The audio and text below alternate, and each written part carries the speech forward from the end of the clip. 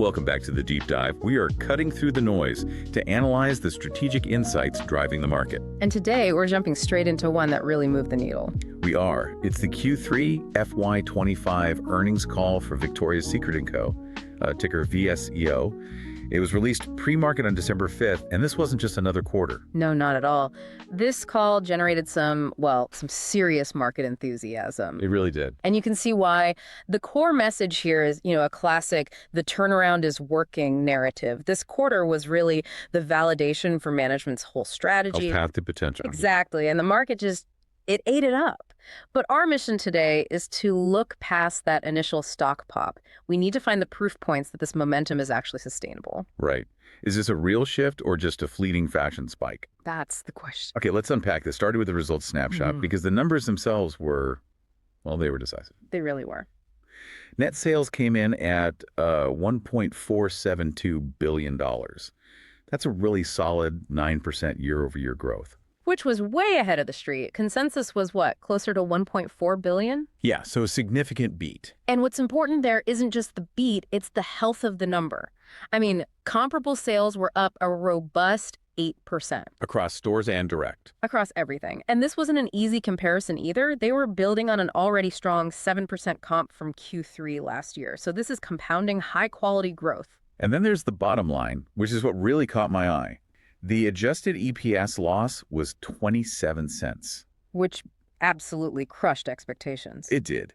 Consensus was calling for a loss of almost 59 cents. So that's a beat of about 32 cents a share. And it's a huge improvement from the 50-cent loss they reported a year ago. It really suggests that, management is finally getting operational control. That's the perfect segue, because that operational control is really the so what of this whole call. I think so, yeah.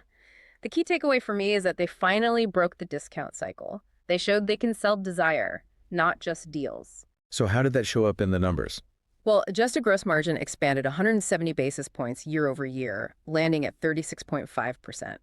And crucially, that was 250 basis points above their own guidance. Wow. Yeah, I mean, they leveraged that margin expansion to get to nearly break even on adjusted operating income, which just demolishes their guidance. They were expecting a loss of up to, $55 million? Right. So that level of leverage just came through way faster than anyone thought it was. Way faster. Okay, so that margin expansion is clearly the engine here. Yeah. But an engine needs fuel. Where exactly did that massive sales increase come from? Well, North America stores were solid, up 5%, direct-to-consumer up 4%.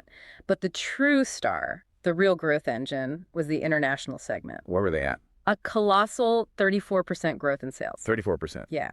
And management was specific. They called out incredible performance in China, driven by digital strength, and they got this huge boost from a really strong Singles' Day. That global validation is so critical for the long-term story. It is. And speaking of long-term health, the balance sheet looks really strong. Cash is up $88 million year over year to about $249 million. And what about their debt? Look at their debt management. They had $375 million outstanding on their ABL facility, the working capital credit line.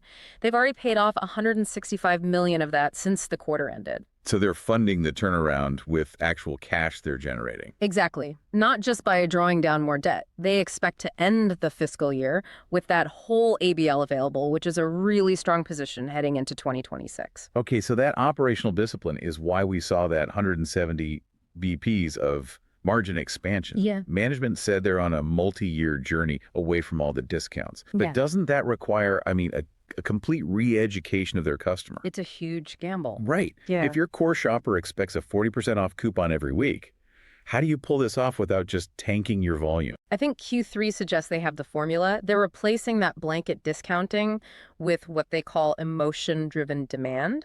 So they're using things like targeted gift with purchase offers instead. And you see the proof in the AUR, right? The average unit retail. Exactly. See it right there. AUR was up 3% overall. But here's the kicker. If you exclude the low AUR panties category, AUR was up a massive 6%.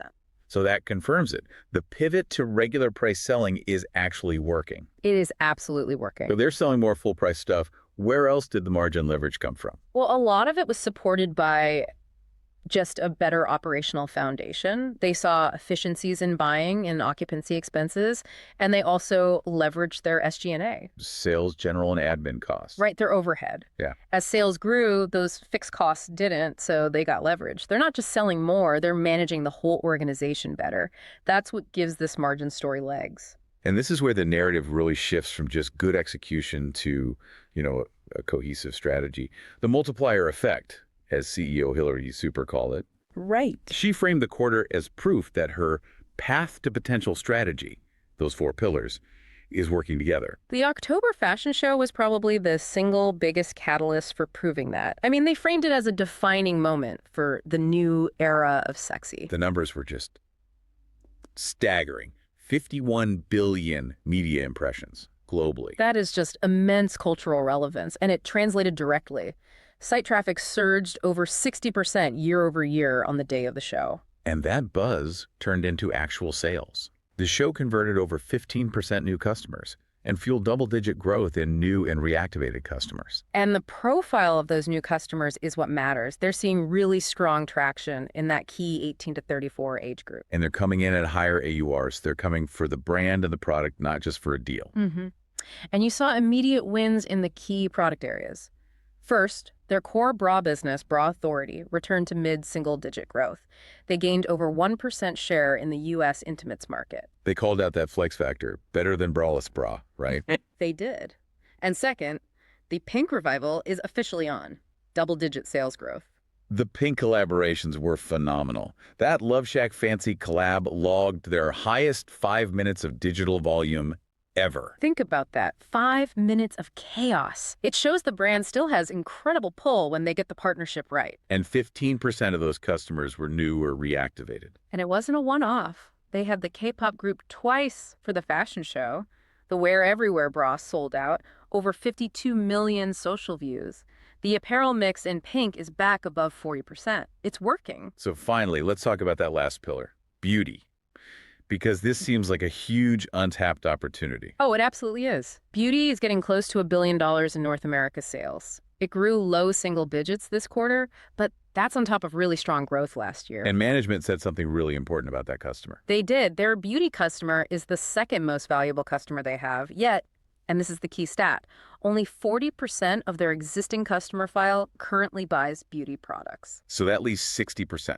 A tremendous runway for growth if they can just convert the customers they already have. So with all this momentum, it's no surprise they raised guidance heading into the holidays. No, not at all. Full year 25 outlook for net sales is now $6.45 to $6.48 billion, and adjusted operating income hiked up to between $350 and $375 million. The EPS guidance raise was even bigger. That really shows their confidence. They raised adjusted EPS to between $2.40 and $2.65. That's way above the old street consensus of $2.13. And free cash flow, too. Yep, they bumped that up to between $170 and $210 million. These are powerful signals. Okay, but we have to inject some context here. There's a massive external headwind slamming them in the fourth quarter. Tariffs. This is the crucial counterpoint. The total full-year tariff impact is now estimated at $90 million. And most of that hits in Q4. Almost all of it. $65 million of that impact is expected to hit in Q4 alone. Management said that's about 300 basis points of gross margin pressure. That's huge. I mean, that one headwind could wipe out a third of their profit for the quarter if they weren't executing. It could. So how are they absorbing that kind of a hit? They're pulling multiple levers. Sourcing optimization, shifting to ocean freight instead of expensive air freight, and selective price adjustments. So they're confident they can handle it. The message is, yes, they're confident they can absorb this huge hit and still post a strong holiday quarter. And despite all that, they're not backing away from their long-term goals. Not at all. They reaffirmed that achieving a low double-digit operating margin is a realistic target over the next couple of years.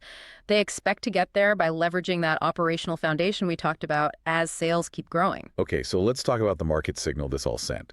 The stock, it went from about $41 to hitting highs above $50, a gain of roughly 18% on the day. And the volume just confirms it. We saw about 12 million shares trade versus a normal average of 2 or 3 million. 4 or 5 times normal activity. Yeah. This move puts Viesco's recent performance up about 60% in 3 months, right near the top of its peer group. This is a company-specific story. It also puts a spotlight back on that governance overhang, right? The activist investor, BBRC. Absolutely. The tension is clear. Management is talking about a steady, multi-year rebuild. But the stock's move implies investors are pricing in a much faster turnaround. The risk being whether this fashion show halo can last into 2026. Especially with those Q4 tariffs. That's the big test. Right. So, we've reached the segment where we have to remind you we are not financial advisors. Nothing we discuss here should be taken as investment advice. Please consult your own professional before making any financial decisions. With that out of the way, I have a pitch for the investment committee. It's aggressive, but I think it's plausibly leveraged to their long-term strategy. Okay, I'm listening. The thesis centers on two things converging: the massive untapped market in beauty and the resolution of that governance fight. Okay, connect those dots for me. The billion-dollar beauty business drives high-value customers, but 60% of their customer file doesn't shop it yet. Huge upside. Now, if VSKO keeps outperforming like this through the holidays, that fight with the activist BBRC is likely forced to a swift, favorable resolution in early 2026. So you're betting that continued proof in Q4, plus removing that activist discount, triggers a full, immediate re-rating of the stock. Precisely. You're betting on convergence. So what's the trade? A leveraged bet using deep, out-of-the-money, long-dated call options. Specifically, I'd look at the June 2026 $60 strike calls. June 2026, so you're giving it time to play out. Exactly. We're betting that by then, the turnaround is proven, the fashion show momentum carried through, and the activists are dealt with. This forces the market to re-rate the stock toward that low double-digit EBIT margin valuation much faster than anyone's models currently expect. It's a leveraged bet on a swift, clean re-rating. It's aggressive, but it ties the brand story directly to that long-term financial target. It's a bet on timing and catalyst removal. I like it. So to wrap this all up, the Q3 call was the clear inflection point.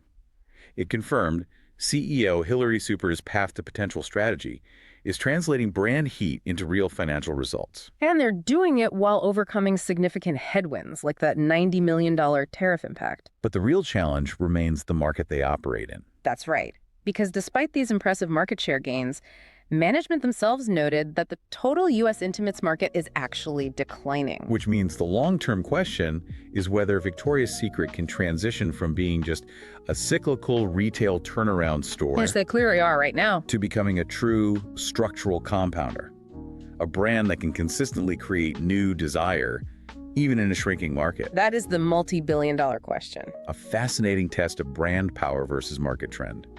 Go explore these insights yourself, and we will catch you on the next deep dive.